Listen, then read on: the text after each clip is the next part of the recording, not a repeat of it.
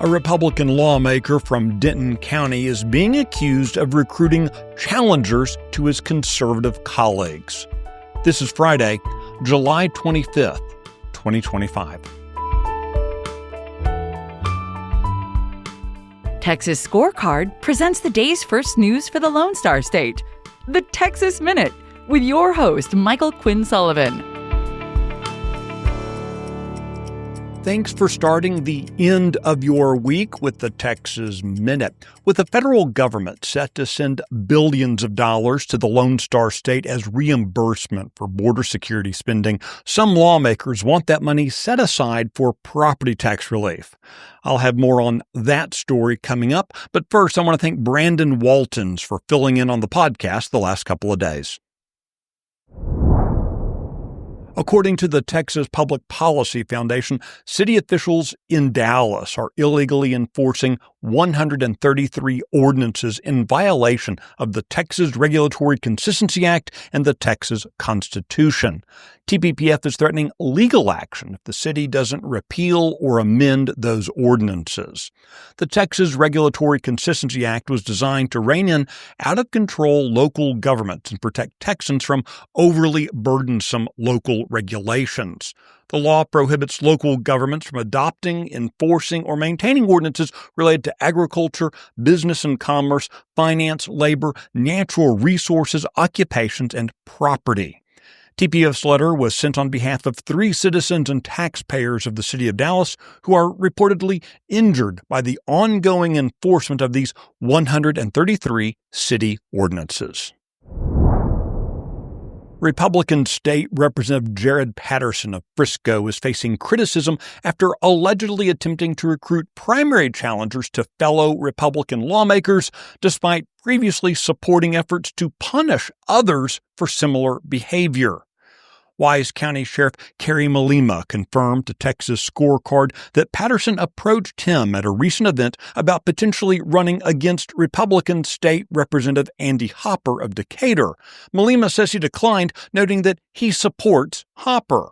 The attempted recruitment raises eyebrows given Patterson's role in the caucus's 2024 decision to formally censure 4 lawmakers, that's Brian Harrison, Nate Schatzline, Steve Toth, and Tony Tinderholt, for them endorsing conservative challengers to sitting Republican incumbents.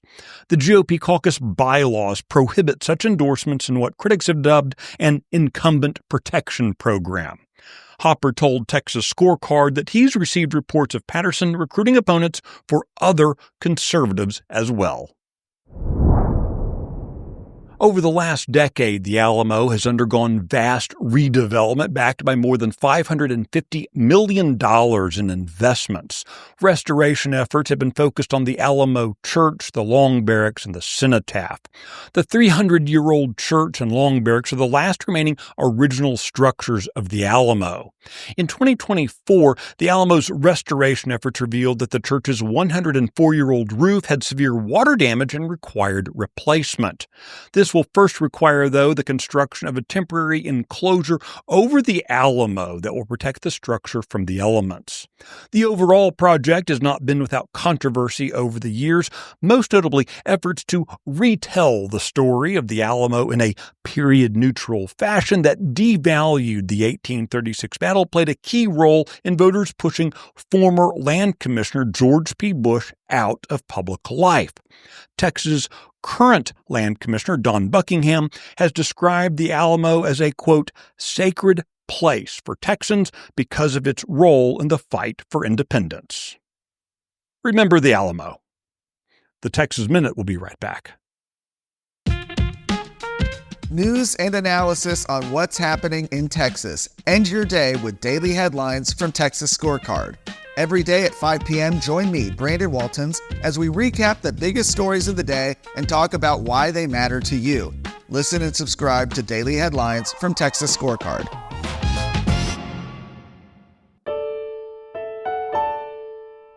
With the Texas legislature currently in a 30-day special session, some lawmakers are calling on Governor Greg Abbott to use a new inflow of federal dollars to provide immediate property tax relief to Texans. As part of the One Big Beautiful Bill pushed by the Trump administration, funds were set aside to reimburse states for border security expenses that were incurred during the Biden administration. Texas is expected to receive approximately $13 billion. Republican State Representative Helen Kerwin of Glen Rose has filed a resolution this week urging the governor to dedicate those funds towards reducing Texans' property tax burdens. While the governor's special session agenda includes additional property tax relief, the details remain undefined, and even though Kerwin's resolution doesn't carry the force of law, it would, if passed, signal the legislature's intent and ramp up pressure on the governor. So far, Speaker Dustin Burrows has not referred any legislation filed during the special session to committees for action. You can find the details of this story and the others mentioned today and keep up with the latest news by visiting TexasScorecard.com. If you enjoy the podcast, please give us a rating on your podcast app, and if you have time, leave a review. This is the easiest way to help us help others find the show. This edition of the Texas Minute was produced by Walker York and based on the original reporting of Travis Morgan, Ryan Diliaco, and Brandon Waltons.